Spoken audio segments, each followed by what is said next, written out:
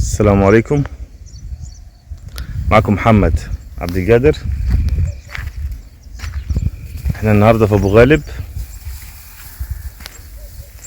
بنصور 5 فدادين ونص. ده الموز حد الارض، دي الغله بسم الله ما شاء الله اهو. بصوا الغله عامله ازاي،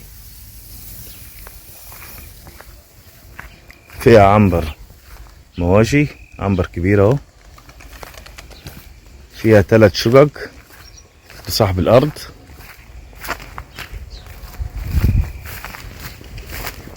ارض زرع بصل، زرع بدنجال، بيزرع محاصيل. صاحب الارض شغال بنفسه في الارض. مطلوب في الفدان الواحد 1,700,000. 1,700,000 الفدان الواحد. ده البذنجال.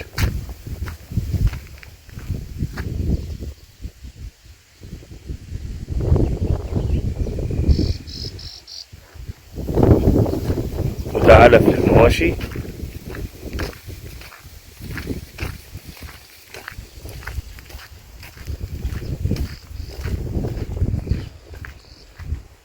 مية وكهرباء مشتركة.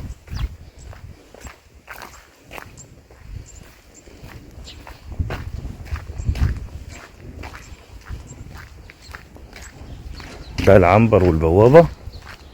ندخل جوه بسم الله الرحمن الرحيم. ده الملعب.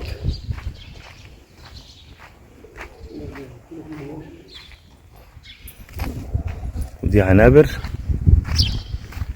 في حاجة جوه يبقى خليها مش هنفتح، لا خليها كده ما نفتحش. هنفتح الفاضي واللي فيه مواشي طبعا ينفع نفتحها.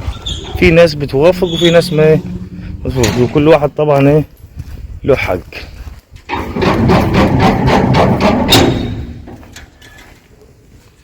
دي عنابر صغيرة.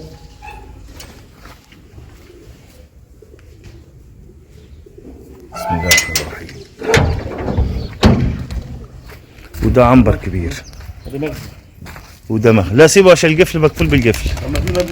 ماشي سوا.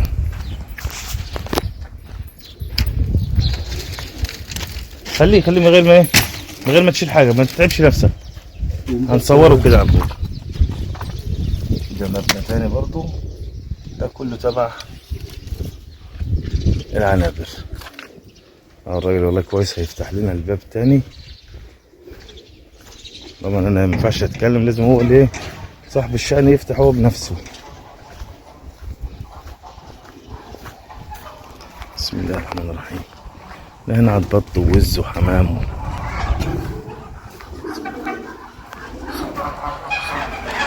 ده عنبر مواشي ومعمول بالخرسانة، عنبر كبير.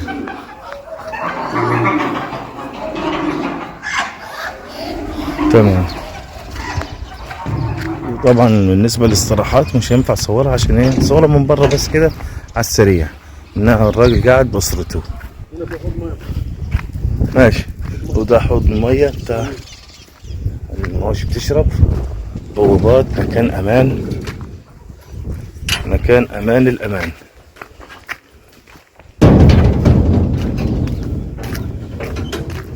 استراحات عادية يعني، مش استراحات اللي ايه هي. ده الكرنب، كل حاجة زرعها الراجل بسم الله ما شاء الله. وده برسيم.